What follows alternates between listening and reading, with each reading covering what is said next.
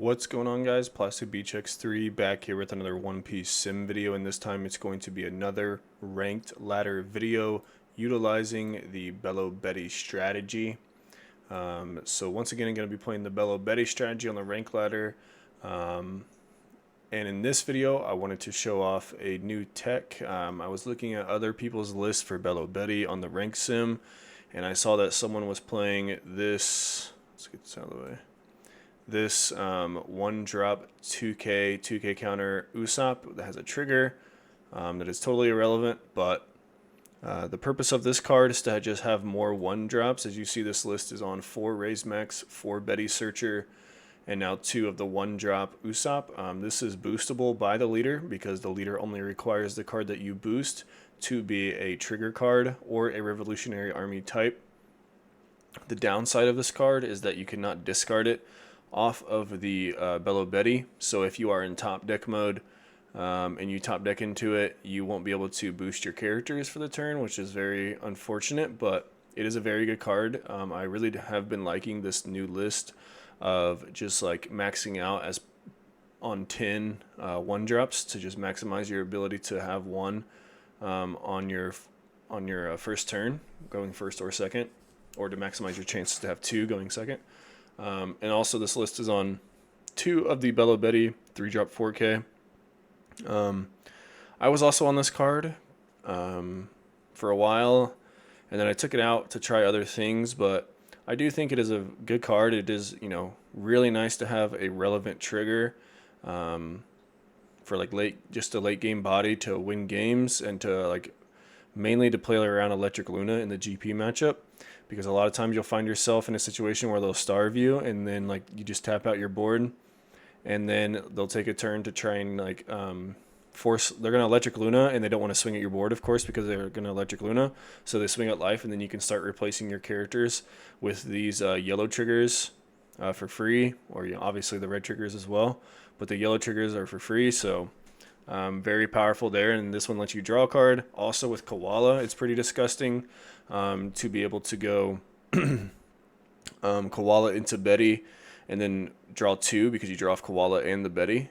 Assuming you Koala whenever you have 3 life. So very powerful play there. And then in addition to that, we are also on 3 of the Koala. I was thinking about doing this for a while. I do think this card is very strong. It is only really good when they starve you, but there is no better card in the deck when they do starve you, so it might, it's worth testing at 3 for sure. So that's what we're doing right now. Otherwise, let's just get into the games.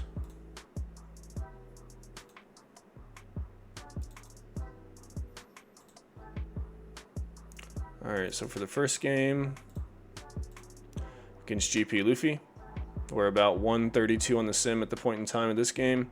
They're going to make us go first. We're going to Belo into the Karasu for a 3-drop to play on our 3-dawn turn. Which, there's a lot of arguments in my head of whether or not to play a 3-drop on a 3-drop turn, on the 3-dawn turn, because of the Zoro. Like, you won't be able to give them, they won't get rushed with the Zoro if you don't play it. But what's like the alternative is like swinging 5-5, and that just doesn't seem very good to me.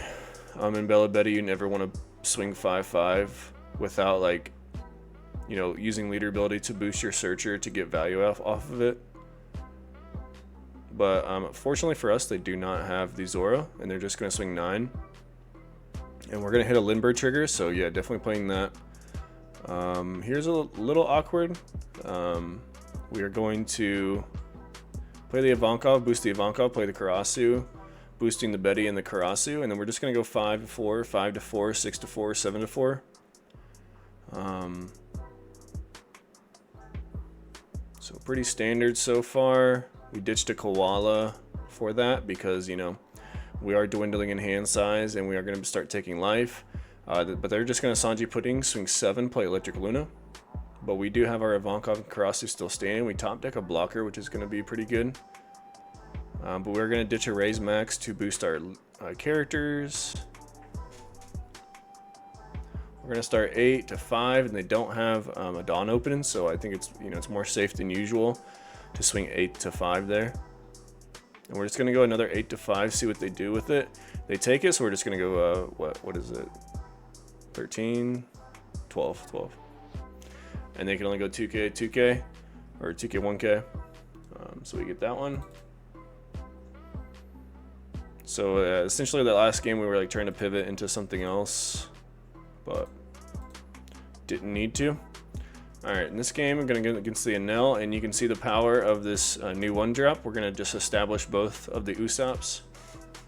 And we have a crazy hand. We have double 1-drop into Ivankov Karasu, which obviously Usopp is not as good as Belo, but it is, you know, the 9th and 10th copy of the 1-drops.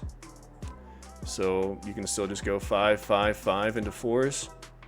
Put an L at 2. They're going to discard a 2K for the last one. They're going to play X Drake.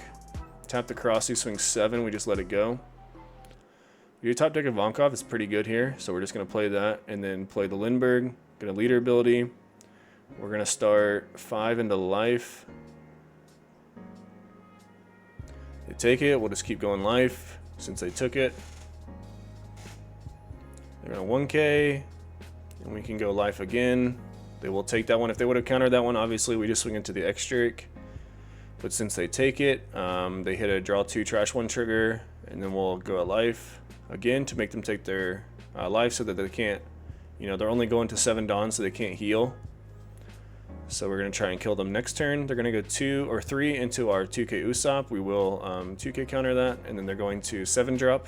So I haven't never seen that card in an Enel, so good for them. They were able to heal. They're in a pretty heavy Supernova version. I should have known whenever I saw the X Drake, but they only put a Basil Hawkins into life, so it's not that big of a deal. We're going to start 8.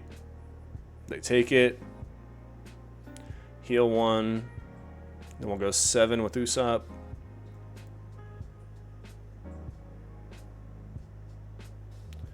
They will 2K, 1K. Then we can go 7 with Usopp.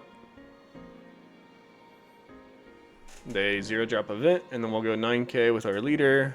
They'll take it, no trigger, pass the turn. They are going to 9 Dawns, so they can Yamato us here and kill our Lindbergh, which would be annoying.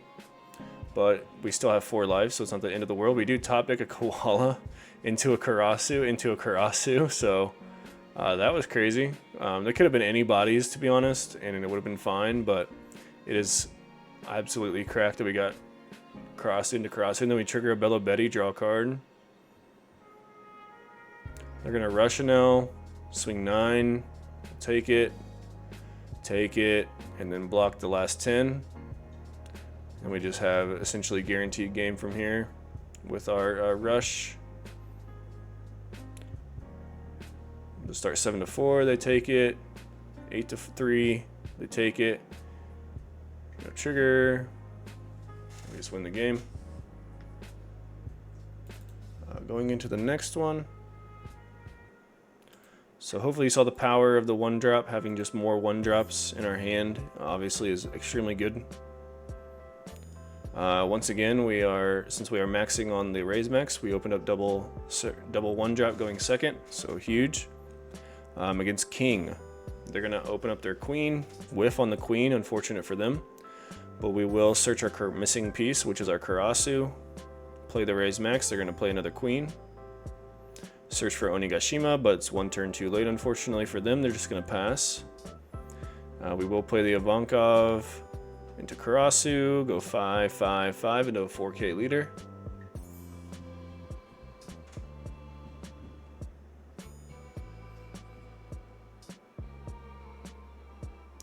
And the next turn, since they've been starving us, our Koala is going to be really good.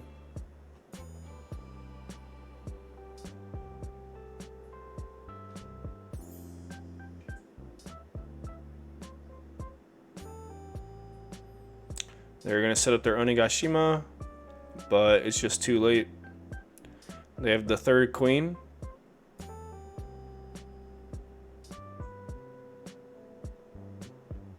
Search into Kaido 9-drop, and then they have the 4th queen. Search into Sasaki 2K, pass the turn. And we're just going to play Koala, take the life, grab an Usopp, and then play the Lindbergh, draw into a raise max. We'll leader ability, discard the raise max. We will go Ivankov into the blocker, and then 8 at 4. 5 at 4. 8 at 4. Pass the turn. There's not much they can do here.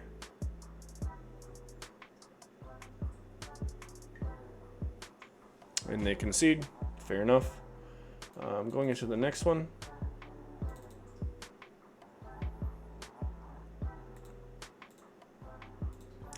Against an RP Luffy, we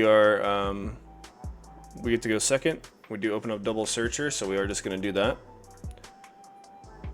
Search into a Karasu, which is probably the most important card in the matchup by a million, is a Karasu. We luckily get another one, and we hit the Ivankov too, so pretty disgusting. And we're just going to go 5-5-5 to their 5k leader. So we haven't opened up the combo once again.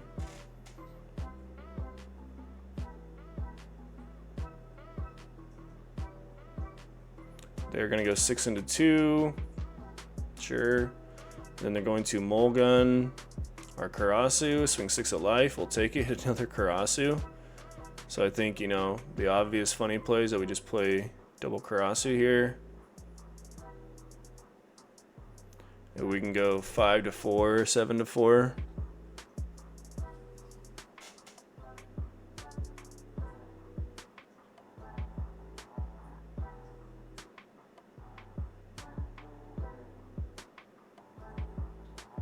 Pass the turn, and like they could definitely 6-drop Luffy, but I think we can get out of it with the counter, and they commit to the swing into the Ivankov, so we wait till they can actually, you know, as long as they're swinging with just Zoro leader, we're gonna save it every time. But since they swung with that Luffy, we're fine with letting it go because they didn't, you know, they couldn't establish any blockers or anything. We're gonna start 9 with our first Karasu into 5, make them give us a giant and a 1k. And then the next one we can either go 8 to 4 or put 2 Dawn under it and go 10 to 4. They're going to giant, discarding a Rad Beam and a 2k, which is interesting. So it tells me that their hand is bricked on events. We'll go 9 to 4 so that we can go 11 to 4, and we win. They only had double Rad Beam and Mulgun. Going into the next one, another GP matchup here. We open up double 1-drop again because once again we are maxing out completely on the double 1-drop package, so it's going to happen more often. They're going to swing 5 into life. We'll take it, hit a Koala. They're going to play Nico Robin. And here we have the Kuma, so I think we're just going to ditch this Belo for the Ivankov, boost the Ivankov, play the Kuma, KO the Robin. They choose not to minus because they need to be able to Sanji Pudding next turn. And we're just going to go 5 into 5 across the board. They'll take 2 life and then counter out of the last one. They're going to play Sanji Pudding, do the whole thing. Swing 2 into the Raise Max, and I think about saving it here. Oh, I do save it. Because they'll have to leave at least one of them, so I can boost 3 things next turn, so fair enough. But I think I definitely misplayed here. I should not have, probably should not have saved it, because if my plan was to play the Koala all along, then I won't be able to swing with the other 2, so it's just going to be a waste of a boost. Like a waste of a card, because I could have just let it go, act as a blocker, and not boost it or something. But yeah, misplay on my end there. Gave up a card for no reason. They're going to start 7 to the Ivankov. I think I just let it go, because I'm always just afraid of Luna. Anytime they have at least 3 Dons standing, I'm just constantly thinking about Luna. But we do have 3 good attackers here, and we could always put up our second blocker.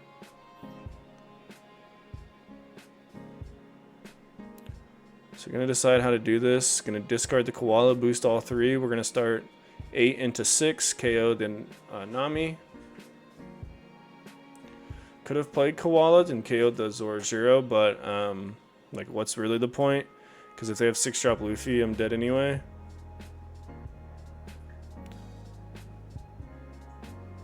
Because I just need them to use a giant so that I'm not in 6-drop. They don't in 6-drop Luffy they can't 6-drop Luffy anymore. Jeez.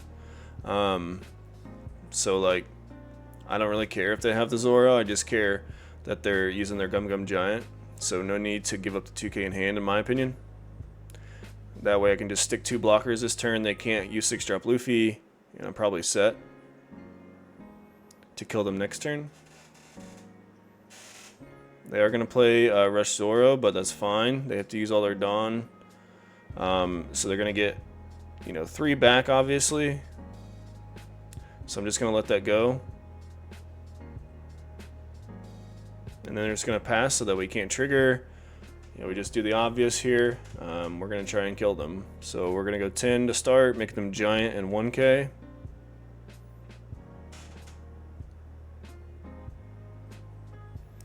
They do discard a 1k, which is concerning, but then they discard the 0-drop event, and it's probably game now. We'll just go 9. And all they have was a 0-drop event left, so we were able to kill them. Going into the next game, looks like another GP matchup.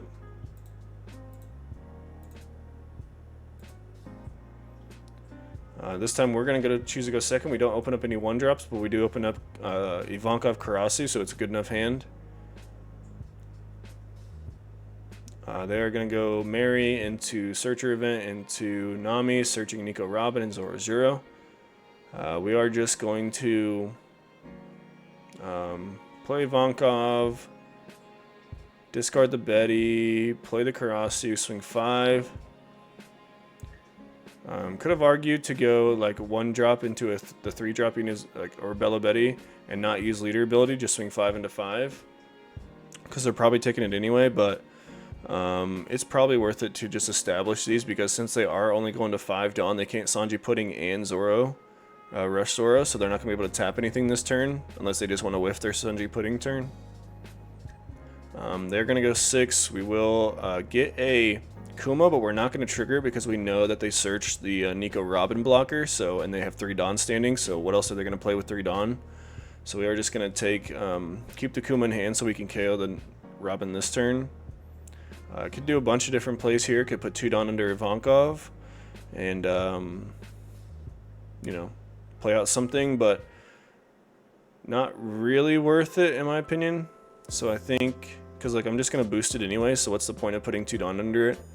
So we are going to play the Kuma first and foremost, to, you know, so they don't know what we're doing before they search. They are going to search a giant. Then we will hard play the Inazuma, so that we can still put up a the Lindbergh. You know, sacrificing a little power and attack this turn in terms of Dawn, so that we can establish full, you know, 5 bodies. 2 of them standing to play around Electric Luna, and they do take the last 3 life, so they are obviously pretty bricked here, but could also just most likely be bricked on giants. They're going to play that second Sanji Pudding, go back to 4 Dawn.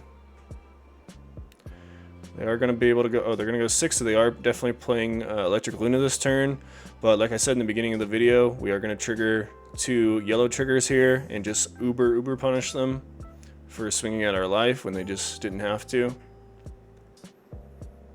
We were probably killing them anyway with just the 3 swings next turn, but yeah, they were just completely bricked up. They had double 2k, but that was it. And 1 giant. They would have had 1 giant if they Luna'd. Alright, going into the last game of this video. Against a Marco player, and our hand is hilarious.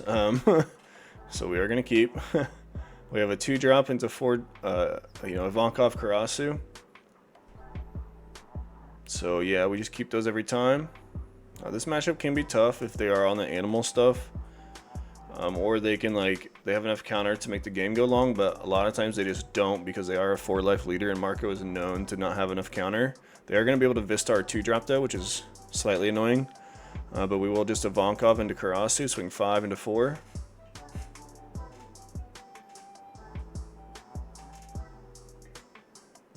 And pretty nuts draw with the Koala there. So next turn we can Koala into Karasu, into boosting the Ivankov, play the other Karasu. They are going to leader ability minus 2000 to the Karasu and then play Izo. So this is like a Whitebeard heavy ace utilizing the new starter deck cards, I believe. But they just have to go 6/6 and we'll 2k out of the second 6 so that we can safely play this Koala into Karasu to leader ability. And we could, you know, justifiably play the blocker, but I think it's just too funny to play to not play the third Karasu and swing 8 to 2. We are going to kill the Vista just in case, because like we're not going to have any issue killing them next turn. So we just need to make sure we can get to next turn. Excuse me. They're going to go 6 and we'll just 2k. And we obviously kill them here.